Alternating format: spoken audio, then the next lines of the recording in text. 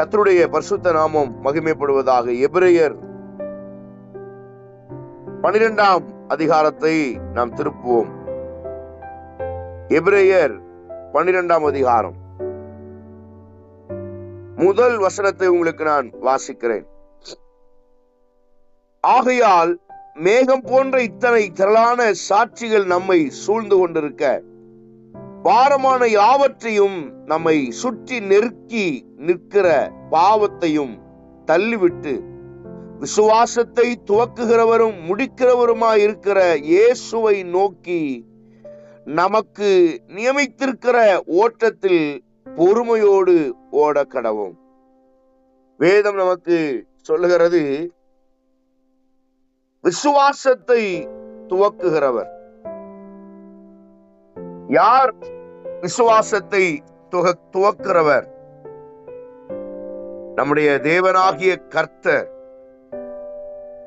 அவர்தான் நம்முடைய விசுவாசத்திற்கு காரணர், நம்முடைய விசுவாசத்தின் அச்சு அடையாளம், நம்முடைய விசுவாசத்தின் கருப்பொருள், நம்முடைய விசுவாசத்தின் நோக்கம் அவர்தான்.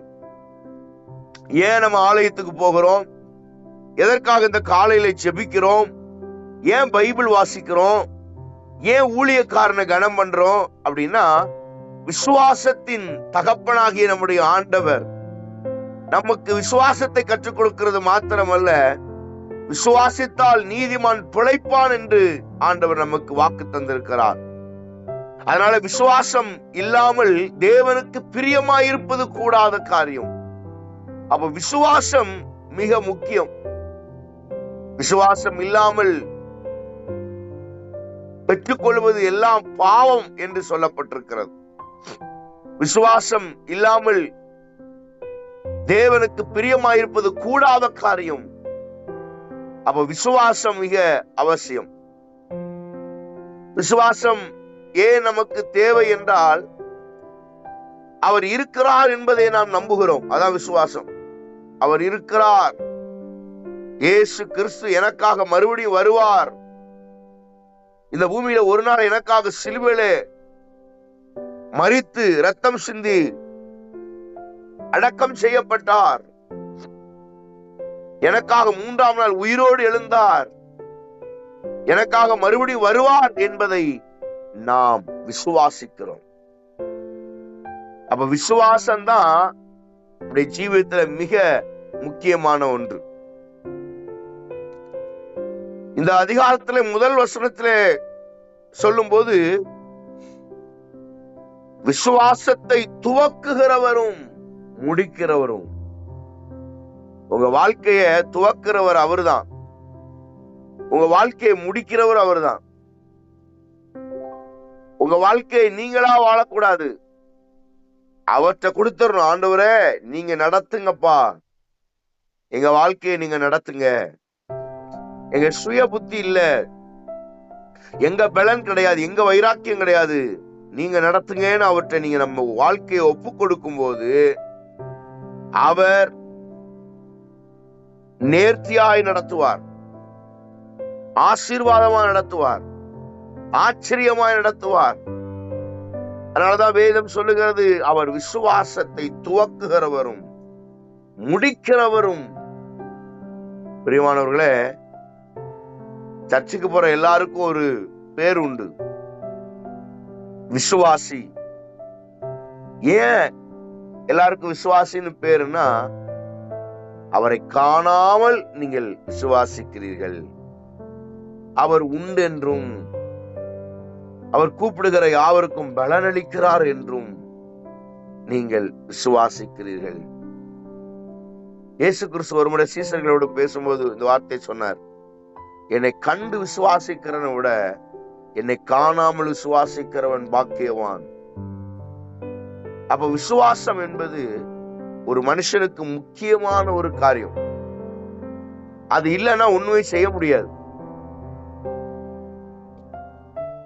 இந்த வசனம், அவர் துவக்கிறவர், அவர் முடிக்கிறவர். அடுத்து அதே வசனத்துல சொல்லும் போது, முடிக்கிறவருமா இருக்கிற இயேசு கிறிஸ்துவை நோக்கி நமக்கு நியமித்திருக்கிற ஓட்டத்திலே பொறுமையோடு ஓட கடவோம்.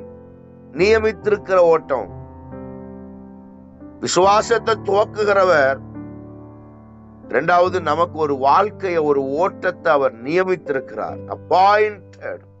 கர்த்தர் முடிவு பண்ணி இருக்கிறார். இதுதான் உனக்கு, இதான் வேலை, இதான் உனக்கு அப்படி சொல்லி ஓட்டத்தை நியமிச்சிருக்கிறார். பாதையை நியமிச்சிருக்கிறார். சில நேரங்களில் நம்முடைய வாழ்க்கையில வருகிற பிரச்சனைகள் வரும்போது நம்ம ஆண்டவரை நொந்துக்கிறோம்.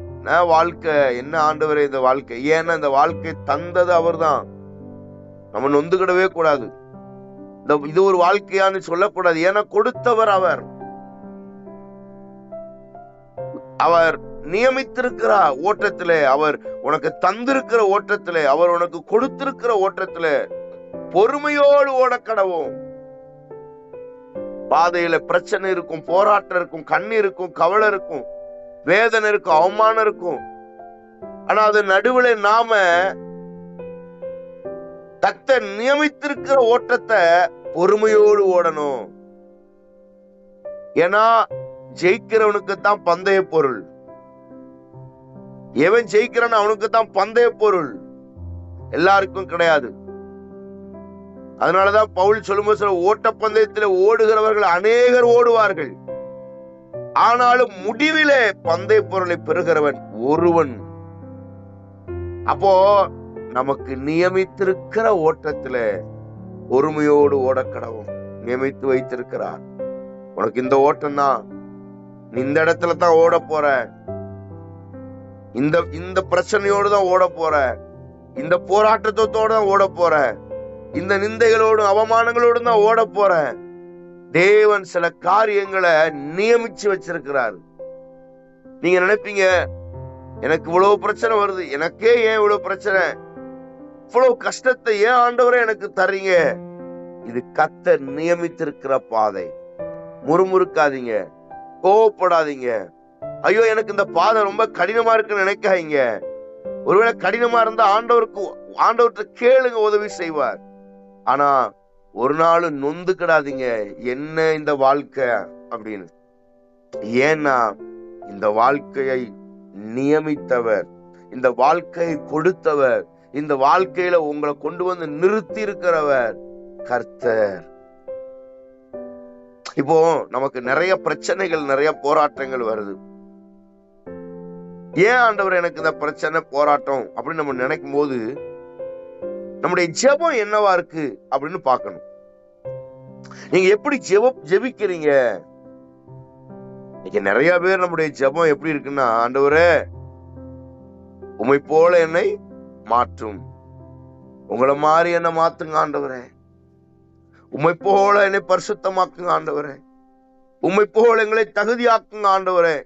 இந்த வார்த்தையை சொல்லும் போது நீங்க யோசிங்க. பலமுறை நானும் யோசனை பண்ணிருக்கேன். இந்த வார்த்தை சொல்லும் போது உம்மை போல மாற்றும் அப்படிங்கும் போது ஆண்டவர் அவரை மாதிரி கிளீன் ஆக்க வேண்டுமானால், அவருடைய பரிசுத்தத்துக்குள்ள நீங்க வரணும்னா அவர் பட்ட பாடுகள் எல்லாம் நீங்க படணும். அப்பதானே அவரை மாதிரி வர முடியும். அதனாலதான் நிறைய பேர் உம்மை போல மாற்றும்னு சொல்ற ஆட்கள் அடி மேல அடி வாங்குறது, கஷ்டத்து மேல கஷ்டத்தை அனுபவிக்கிறது, எதை எடுத்தாலும் சண்டை, எதை எடுத்தாலும் சந்தேகம், எதை எடுத்தாலும் குழப்பம், எங்கிட்டு போனாலும் திட்டு, எங்கிட்டு போனாலும் பிரச்சனை, நல்லது செஞ்சு செஞ்சு அடி. எவனுக்கு நம்ம சாப்பாடு போடுறோமோ அவன் தன் குதிங்கால தூக்குவான்னு சொன்னாரே, அது மாதிரி தாளத்துல கையை காட்டி கொடுப்பான், என் கூடவே இருப்பேனே. இதெல்லாம் யாருக்கு நடந்தது? இயேசு கிறிஸ்துவுக்கு. அப்ப நீங்க என்ன சொல்றீங்க? உம்மை போல என்னை மாற்றும்னு சொல்லும் போது, நீ என்னை மாதிரி மாறணும்னா நான் வந்த பாதையில நீ நடக்கணும், அப்பதான் என்னை மாதிரி மாறணும். நீங்கள் யாரை போல மாற விரும்புகிறீர்கள்? அப்போ ஒரு மனுஷன் நீங்க செய்யற ஜெபம் எப்படி இருக்கோ அப்படித்தான். உம்மை போல மாற்றும்னு சொல்லவே சொல்லாதீங்க. ஏன்னா அவர் மாதிரி நீங்க மாறவே முடியாது. அவரை மாதிரி இப்படி மாறுவீங்க? அவர் பட்ட கஷ்டத்தை உங்களால் பட முடியுமா? ஆண்டவரே, நான் எப்படி வாழ வேண்டும் என்று நீர் விரும்புகிறீரோ, நீர் நியமித்திருக்கிற ஓட்டத்துல பொறுமையோடு ஓட கிருபை தாரும் ஆண்டவரே. மேகம் போன்ற சாட்சிகள் இருக்குப்பா. பாவமான யாவற்றையும் உதறி தள்ளி விசுவாசத்தை துவக்குகிறவர் உம்மை போல, விசுவாசத்தை துவக்குகிற உம்மை போல என்னால் வாழுவதற்கு சிரமம் ஆண்டவரே. ஆனா எனக்கு நியமித்திருக்கிற ஓட்டத்துல பொறுமையோடு ஓடணும்பா. இயேசுவை போல வாழ நான் விரும்புவது உண்மைதான். அவரை மாதிரி பரிசுத்தமா வாழணும்னு விரும்புறேன், உண்மைதான். ஆனா அவரை மாதிரி வாழணும்னா அவர் பட்ட பாடுகள் எல்லாம் நாம பாடணும். அற்புதம் செய்து உண்மைதான். அவர் போல இருந்தா நிறைய அற்புதம் நம்ம செய்யலாம்.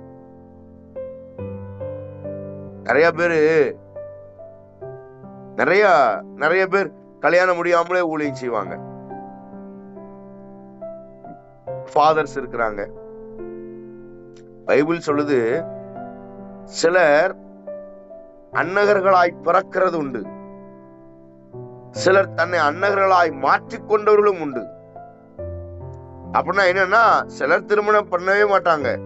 அது தேவனுடைய அழைப்பு. சிலர் அழைச்சிருப்பார். ஃபாதர்ஸ் இருக்காங்க பாருங்க, அவங்க எல்லாம் கர்த்தர் அழைச்சிருக்கார். தேவனே அவங்களை தேர்ந்தெடுத்திருக்கிறார். நம்மளால முடியாது. அது அவர் அழைச்சவர், அவர் நியமிச்சிருக்கிறார்.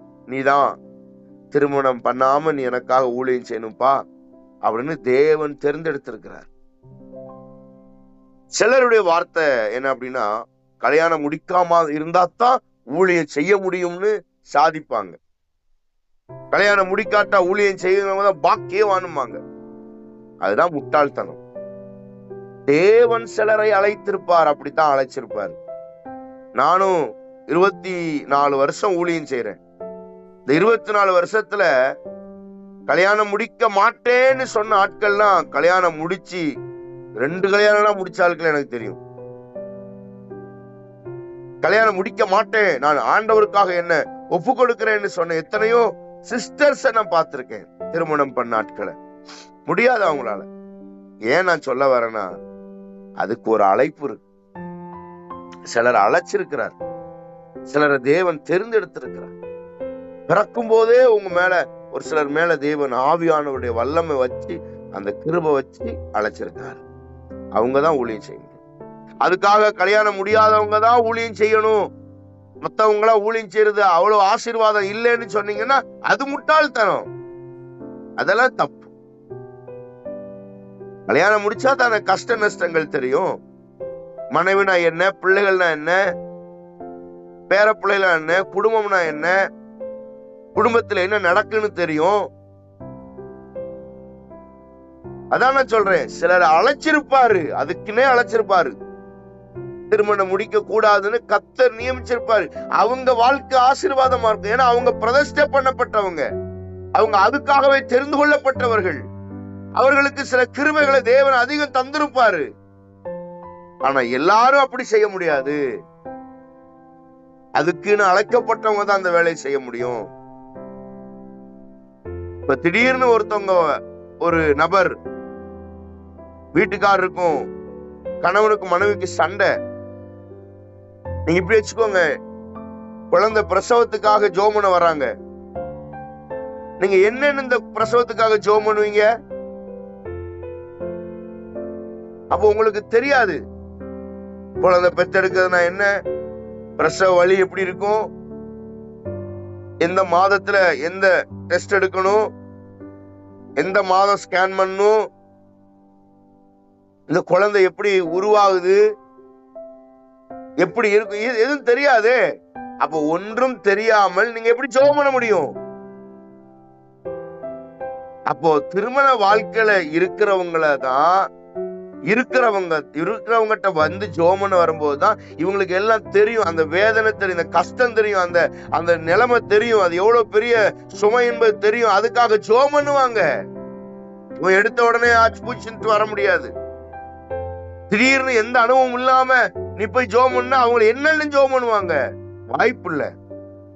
அதனாலதான் சில நேரங்கள் நம்ம சொல்றோம், கல்யாணம் முடியாம ஊழியம் செஞ்சாதான் ஊழியம் சொல்லும். இயேசு கிறிஸ்துவ போல நாங்க வாழ்றோம் அப்படின்னா, இயேசு கிறிஸ்து 33 வருஷத்துல செத்தாரு, நீ சாகு. தேவனை போல ஊழியம் செய்யணும். அப்படின்னு சொல்ல முடியாது. நான் சொல்றேன், அவர் அழைச்ச அழைப்புல ஊழியம் செய்யலாம். நான் இயேசுவை போல ஊழியம் செய்வேன்னா, ஒரு 30 வருஷம் அம்மா அப்பாவுக்கு உதவியா இருந்தாரு, 3.5 வருஷம் ஊழியம் செஞ்சாரு, 33 வருஷத்துல செத்தாரு. அதே மாதிரி நம்மளால முடியுமா? இல்ல. அதனாலதான் நான் சொல்றேன், சிலர் அழைப்பு அப்படி, சிலர் தேவன் தெரிந்தெடுத்திருப்பார் அப்படி. உங்களை என்னையும் என்னன்னு அழைச்சிருக்கிறாரு? விசுவாசத்தை துவக்குகிறவர். 2வது, அவர் நியமித்திருக்கிற ஓட்டத்துல பொறுமையோடு ஓடக்கணும். பவுல் சொல்லும்போது சொல்றாரு, நல்ல போராட்டத்தை போராடினேன், ஓட்டத்தை முடித்தேன், விசுவாசத்தை காத்துக்கொண்டேன். இது முதற்கொண்டு ஜீவ கிரீடம் எனக்காக வைக்கப்பட்டிருக்கிறது. யாருக்கு? அவர் நியமித்த ஓட்டத்துல ஓடுகிறவர்களுக்கு. கர்த்தர் உங்களுக்கு கொடுத்த ஓட்டத்துல ஓடுறீங்களா? தேவன் உங்களுக்கு நியமிச்ச ஓட்டத்துல ஓடுறீங்களா? அவர் வைத்த இடத்துல இருந்தா அந்த ஓட்டம் ஆசீர்வாதமா இருக்கும். அப்போ பைபிள் சொல்லுகிற வார்த்தை, ஓட்டத்தை பொறுமையோடு ஓடக்கணும், பொறுமையோடு ஓடக்கணும். அருமையான தேவனுடைய பிள்ளைகளே, விசுவாசத்தை துவக்குகிறவர். 5வது வசனம், எபிரேயர் 12:5 சொல்லப்பட்டிருக்கிற வார்த்தை பாருங்க. அன்றியும் என் மகனே, கர்த்தருடைய சிட்சையை அற்பமா எண்ணாதே, அவரால் கடிந்து கொள்ளப்படும் போது சோர்ந்து போகாதே. அப்போ நியமித்திருக்கிற ஓட்டம் இருக்கு. விசுவாசத்தை துவக்குகிறவராகிய இயேசு நமக்கு கொடுத்த ஓட்டம். 3வது, அவர் கடிந்து கொள்ளும் போது நீ சோர்ந்து போகாதே. தேவன் சில காரியங்களை கடிஞ்சு கொள்ளுவார். ஊழியக்காரங்க வாயில நீ நல்லா இருப்ப, நீ நல்லா இருப்ப, நீ ஆணையாயிருவ பூனையாயிருவன்னு சொன்னா மட்டும் தலையாட்டக்கூடாது. நீ செய்யறது தப்புன்னு சொல்லும் போது மனம் திரும்பணும். அதை விட்டுட்டு கோவப்படக்கூடாது. அதை விட்டுட்டு என்ன அப்படி பாஸ்டர் சொல்லிட்டாரு சொல்லக்கூடாது. தப்புன்னா தப்புதான், மனம் திரும்ப, உனக்கு ஆசீர்வாதம். மனமாறுனா ஆசீர்வாதம். விசுவாசம் இருக்கா? மனம் திரும்புங்க. விசுவாசம் இருக்கா? தேவனுக்கு பிரியமாய் வாழுங்க. ஓட்டத்தை ஜெயத்தோடு ஓடுங்க. தேவன் நியமித்திருக்கிற ஓட்டத்துல பொறுமையோடு ஓடுங்க. தேவன் ஆசீர்வதிப்பார். யாக்கோபு 2ஆம் அதிகாரத்தை திருப்புவோம். அதுல 17வது வசனம் சொல்லுகிறது, அப்படியே விசுவாசமும் கிரியை இல்லாதிருந்தால் தன்னில் தானே செத்ததாயிருக்கும். அப்போ விசுவாசத்தை துவக்குகிறவர் சொல்றார், நமக்கு நியமிச்சிருக்கிற ஓட்டத்துல ஓடுன்றார். சோர்ந்து போகாத, கடிந்து கொள்ளும் போது. 4வது, விசுவாசம் கிரியை இல்லை அப்படின்னா அது செத்து போனதா இருக்கும். நான் கிறிஸ்தவன்னு சொல்றதை விட இயேசு நமக்கு வைத்த பாடங்களை படித்து அதன்படி நடந்தாத்தான் கிறிஸ்தவன். கிறிஸ்து உள்ளவன். பேர் வச்சுட்டா போதாது. ஆபிரகாம், ஈசாக்கு, ஜான், ரெபேக்கால்னு பேர் வச்ச பிரயோஜனம் கிடையாது. அந்த பேருக்கேற்ற வாழ்க்கை, பேருக்கேற்ற வாழ்க்கை. விசுவாசம் பேரளவுல இருக்கக்கூடாது, அது கிரியையில இருக்கணும். உள்ள செயல்படணும். செயல்படலைன்னா அந்த விசுவாசம் வேஸ்ட், அது சும்மா, அது குப்பை. அப்போ உங்கள் விசுவாசம் செயல்படுகிற விசுவாசமா இருக்கணும். உங்களுடைய விசுவாசம் அது எப்பொழுதும் அந்த விசுவாசத்துல உறுதியா இருக்கிறதா இருக்கணும். அப்ப கிரியை இல்லைன்னா விசுவாசம் செத்தது. அது எப்படியா? தன்னில் தானே செத்ததா இருக்கும். நானும் கிறிஸ்தவன் தான் சொல்லுவேமே தவிர நீங்க கிறிஸ்தவனை வாழவே முடியாது. ஞாயிற்றுக்கிழமை ஆராதனைக்கு ஒரு விசுவாசி வரல அப்படின்னா நீங்க கிறிஸ்தவனை எப்படி சொல்ல முடியும்? சபை என்பது தாய் வீடு. உங்க வீடு, உங்க அம்மா அப்பா இருக்கிற வீடு சபை. ஒரு விசுவாசி ஞாயிற்றுக்கிழமை சர்ச்சுக்கு வரலன்னா அந்த விசுவாசி சரியில்லை, அது போக்கு சரியில்லை, அது புத்தி சரியில்லை. ஒரு பிள்ளை வீட்டுக்கு காலையில வெளியே போனா சாயங்காலம் வீட்டுக்கு வரணும்ல. ஒரு பிள்ளை சாயங்காலம் வீட்டுக்கு வரலன்னு அந்த பிள்ளை கேரக்டர் சரியில்லைன்னு அர்த்தம் சொல்லுவாங்க. எங்க ஊர் சுத்துற சபையும் அப்படித்தான், குடும்பம். ஞாயிற்றுக்கிழமை தோறும் ஆலயத்துல வந்து, தாய் வீட்டுல வந்து நிக்கணும், உங்க பாதம் ஆலயத்துல படணும். ஊர் சுத்தி பிரயோஜனம் கிடையாது, வசனத்துக்கு கீழ்ப்படியணும். ஒரு காலத்துல ஞாயிற்றுக்கிழமை, இன்னைக்கும் இருக்கு, மிஷினரிமார் ஊழியம் செய்யற இடத்துல போய் பாருங்க, மனுஷனை திங்கற ஆட்கள், நிர்வாணமா நின்னவங்க, உடை இல்லாம. ஆனா அவங்க எல்லாம் என்ன இப்ப செய்யறாங்கன்னா, இப்ப ரட்சிக்கப்பட்டு அவங்களுக்குள்ள ஒரு ஊழியக்காரர் எழும்பியிருக்காங்க. 40 மைல் நடந்து போய் ஊழிய சபைக்கு ஞாயிற்றுக்கிழமை ஆராதனைக்கு போறாங்க, வெறித்தனமா. இன்னைக்கு நாம என்ன செய்யறோம்? கல்யாணம்னா லீவ் சபைக்கு வர்றதில்ல, காது குத்துனா வர்றதில்ல, மழை பெஞ்சா வர்றதில்ல, வெயில் அடிச்சா வர்றதில்ல. ஏன்னா கர்த்தர் உங்களை ஆசீர்வதிச்சிருக்காருல்ல. அதனால ஆண்டவரே நீங்க வந்து பாருன்றீங்க, ஆண்டவரே நீங்க இளக்காரமா இருக்கீங்க, ஆண்டவரே அசால்ட்டா நினைக்கிறீங்க. ஏன்னா அவர் நமக்கு தர்றதெல்லாம் தந்துட்டார்ல, இனி என்னத்தை போட்டு இருக்கு, நம்ம ஜாலியா இருப்போம். அப்படி இருக்காதீங்க. விசுவாசம் கிரியை இல்லாம இருந்தா அது தன்னில் தானே செத்ததா இருக்கும். விசுவாசம் கிரியை செய்யணும். ஞாயிற்றுக்கிழமை உலகமே அழிஞ்சாலும் நான் என் கால் ஆலயத்துல நிற்கும். நான் அடிக்கடி சொல்லுவேன், கால் 2 துண்டா வெட்டி தொங்கிட்டு இருந்தாலும் ஒருத்த காலை கையில தூக்கி எடுத்துட்டு அந்த வெட்டி கீழே கிடக்கிற கால் எடுத்து தோல்ல வச்சுக்கிட்டு சபைக்கு வா. செத்தாலும் பரவாயில்ல, ஆலயத்துல செத்துட்டா அடக்கம் என்ன பண்ணிடலாம்.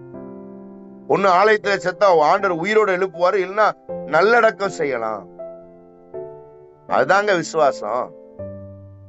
யாராவது ஞாயிற்றுக்கிழமை எங்க வீட்டுல பத்திரிக்கை கொடுத்து ஞாயிற்றுக்கிழமை கல்யாணம் வாங்கன்னு சொன்னா, நான் பத்திரிக்கை வாங்கும் போதே நான் சொல்லிடுவேன், ஞாயிற்றுக்கிழமை நான் சபைக்கு இருக்கணும், நான் சர்ச்சு, நான் ஒரு பாஸ்டர், நான் சர்ச்சில் தான் இருப்பேன். ஞாயிற்றுக்கிழமை மத்தியானத்துக்கு மேல கூட விசேஷத்துக்கு வர மாட்டேன். ஞாயிற்றுக்கிழமை விசேஷத்துக்கு வர முடியாது. ஏன்னா என்னுடைய வேலை கர்த்தரை ஆராதிப்பது, தேவ சன்னிதானத்தில் நிற்பது, தேவனை மகிமைப்படுத்துவதுன்னு தைரியமா சொல்ல வாய் வருதா?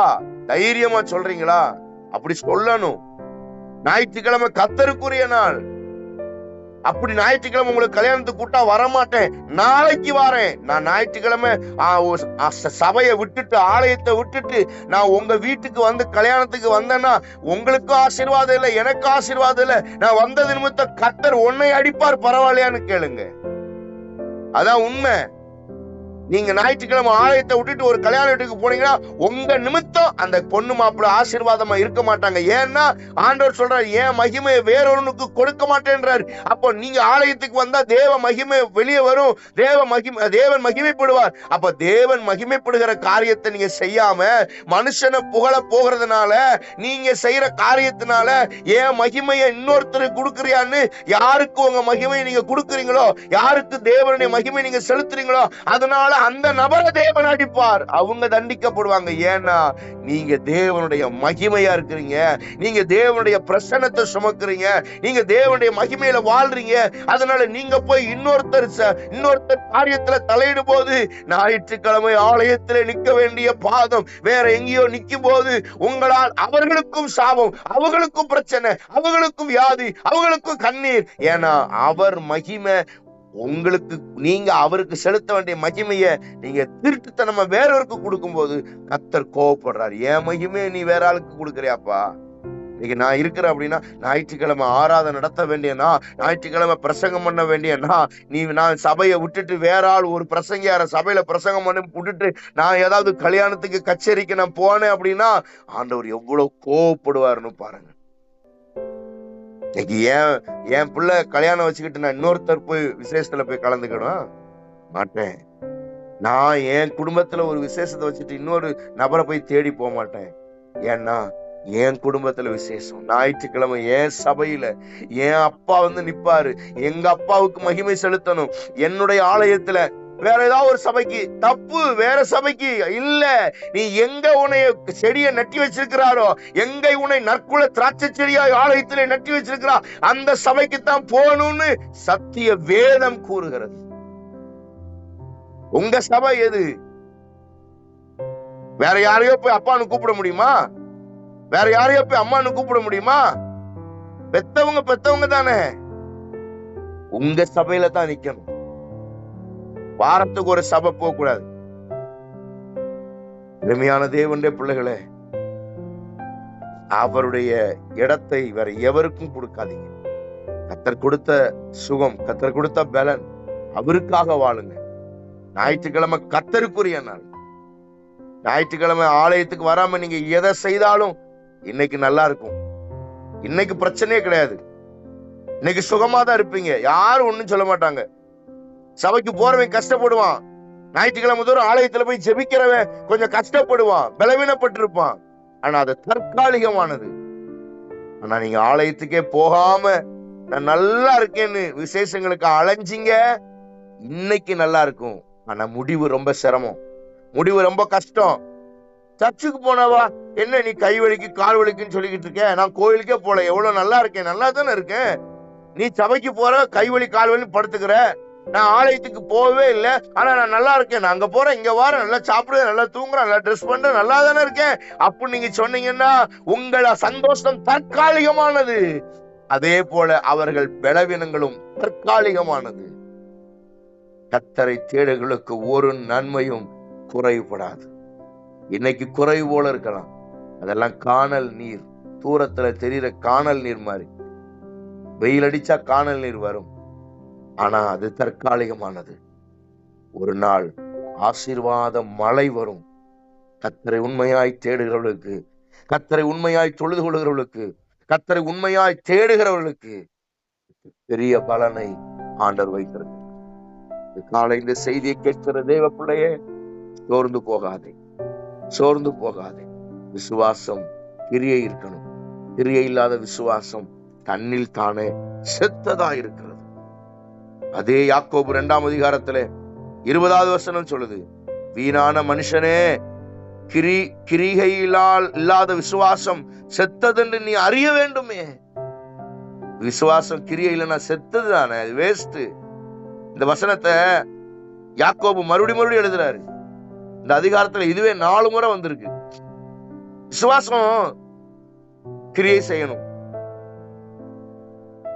22வது வசனம் பாருங்க, விசுவாசம் அவருடைய கிரியைகளோடு முயற்சி செய்து கிரியினாலே விசுவாசம் பூரணப்பட்டது என்று காண்கிறாயே.